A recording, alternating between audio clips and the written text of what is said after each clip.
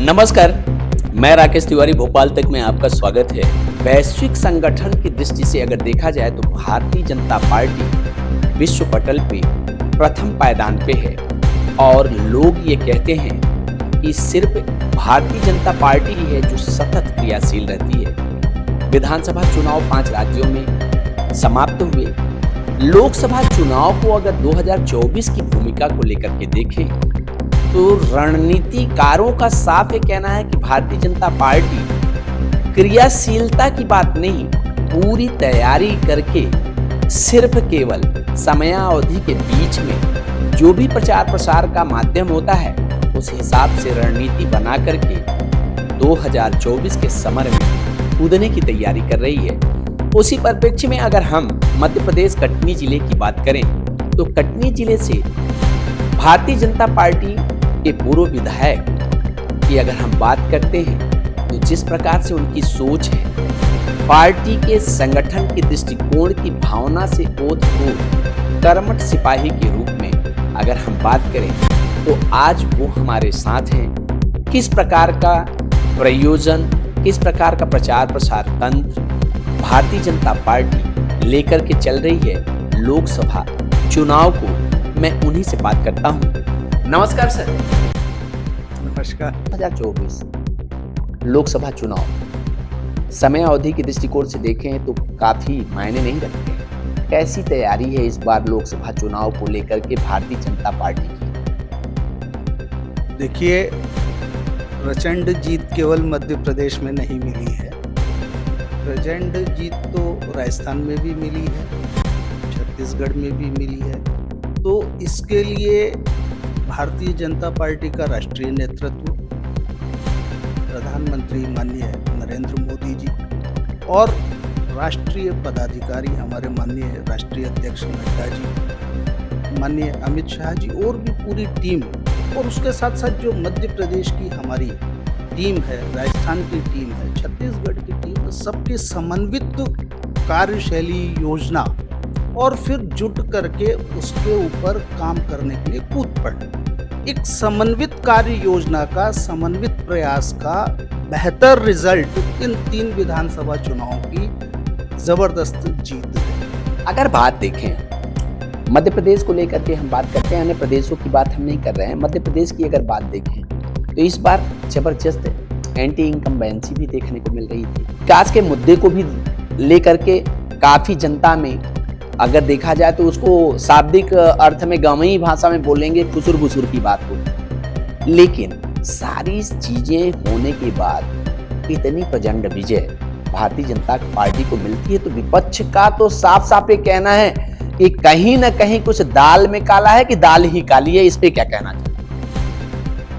देखिए, जिस मध्य प्रदेश की अर्थव्यवस्था 17,000 करोड़ रुपए पर सिमटी हुई थी, जब भारतीय जनता पार्टी की सरकार बनी है उस समय मध्य प्रदेश का वार्षिक बजट मात्र 17,000 करोड़ रुपए का हुआ करता था।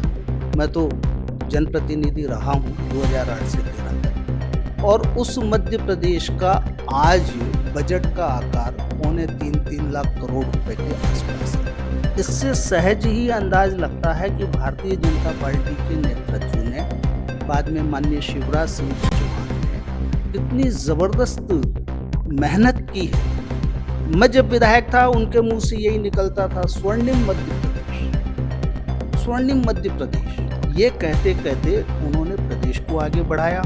फिर राष्ट्रीय स्तर पर माननीय प्रधानमंत्री नरेंद्र भाई मोदी जी ने जो योजनाएं प्रारंभ की, उन योजनाओं का लाभ गांव-गांव लोगों को मिला। मैं गिनाना शुरू करूंगा तो बहुत सारी योजनाएं हैं। और इन चुनावों में जो सबसे महत्वपूर्ण बात रही, आपने जैसे इनकम्बेंसी की बात की, इस चीज को एक नेचुरल इनकम्बेंसी होती है।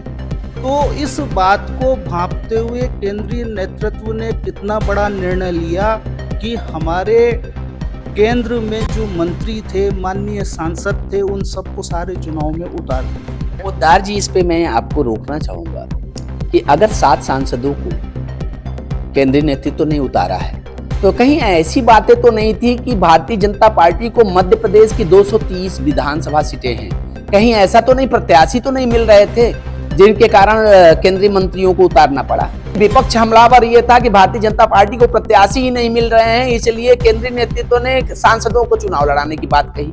क्या ये बात सच है क्या? नहीं, मैं आपकी इस बात से जो है बिल्कुल भी सहमत नहीं हूँ। एक बहुत सुगठित योजना के तहत सारे माननीय सांसदों को चुनाव के मैदान में उतारा गया, बहुत दूरगामी योजना के तहत। तो इस जीत में इस रणनीति का भी बहुत बड़ा योगदान है।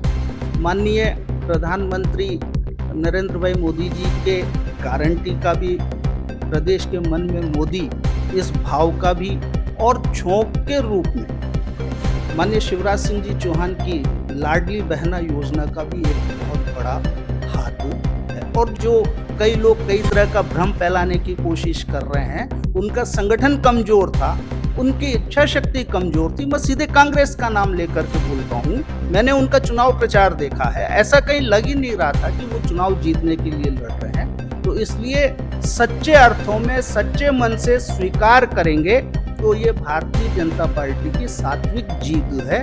नेतृत्व की अगर हम बात करें तो कहीं ना कहीं इतनी बड़ी नेतृत्व की भूमिका, क्या जनता इतना जागरूक भारतवर्ष में तो अभी नहीं हो पाई है कि मोदी की गारंटी को पढ़ ले? आप मानते हैं क्या? देखिए, गारंटी तो थी माननीय मोदी जी की, और जहाँ तक विषय आपने उठाया, पहली बात तो ये केंद्रीय नेतृत्व की अपनी रणनीति का विषय है। कई बार कुछ दिखता कुछ है, राजनीति में होता कुछ, उसमें भी कुछ अच्छा सोच रहा होगा। तो मुझे तो ऐसा लगता है कि हर स्तर पर भारतीय जनता पार्टी का नेतृत्व सकारात्मक रहा है, तालमेल रही है, और पूरी ताकत से चुनाव लड़ा गया है, कोई पीछे नहीं रहा है, उसी का नतीजा केंद्रीय नेतृत्व की सबसे बड़ी भूमिका है। केंद्रीय नेतृत्व की अगर देखा जाए तो मध्य प्रदेश में सबसे बड़ी भूमिका है। लोकसभा के चुनाव में मध्य प्रदेश की अगर हम रणभूमि की बात करते हैं, चुनावी रणभूमि की, तो 29 सीट हैं। 29 सीट में अगर देखा जाए तो मध्य प्रदेश में निवर्तमान मुख्यमंत्री शिवराज सिंह चौहान अभी से डंका बजाना चालू कर दिए हैं। तो क्या रणनीति के माध्यम से अगर देखा जाए तो क्या मध्य प्रदेश में 29 की 29 सीटों पे क्या कहते हैं भारतीय जनता पार्टी इस बार प्रचंड जीत ले जाएगी क्या? 2023 के विधानसभा के चुनाव का रिजल्ट ये कह रहा है कि 2024 के चुनाव में भी भारतीय जनता पार्टी बहुत अच्छे ढंग से चुनाव लड़ करके बहुत बेहतर रिजल्ट लाएगी। और मध्य प्रदेश में जो अपवाद स्वरूप 1-2 सीटें हैं कांग्रेस को मिल जाती थी, माननीय शिवराज जी ने भी बीड़ा उठाया है, कार्यकर्ताओं ने भी कमर कस ली है, अभी से ही अलर्ट मोड में आ गए हैं। इलेक्शन मोड में तो हमेशा रहते ही रहते हैं, तो आने वाले समय में ऐसा पूर्ण विश्वास है। तो इस बार लगता है कि ये अब की बार 400 पार और मध्य प्रदेश बिल्कुल साफ। मध्य प्रदेश साफ का मतलब सकारात्मक साफ की 29 सीटें भारतीय जनता पार्टी को मिलेंगी।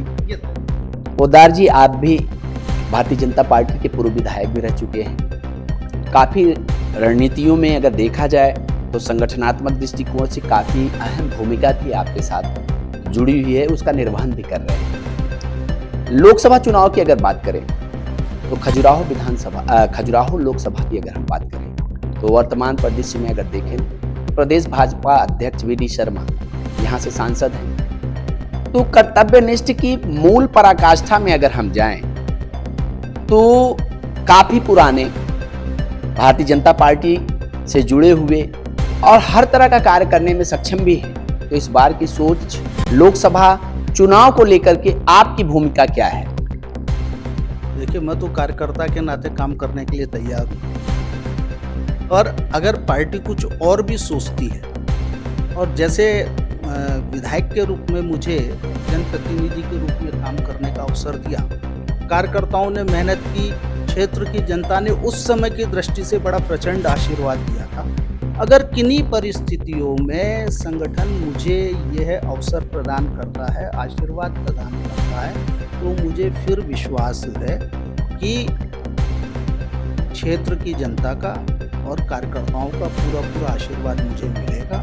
ये मेरे साथ कटनी से राजू पोद्दार जी थे। देखते रहिए भोपाल तक। मैं राकेश तिवारी। जय हिंद, जय भारत।